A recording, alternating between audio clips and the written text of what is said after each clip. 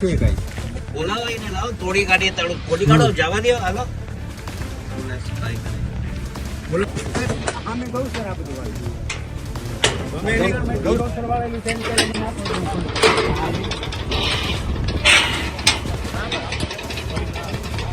ભાઈ તમારા ગામના લોકો હોય તો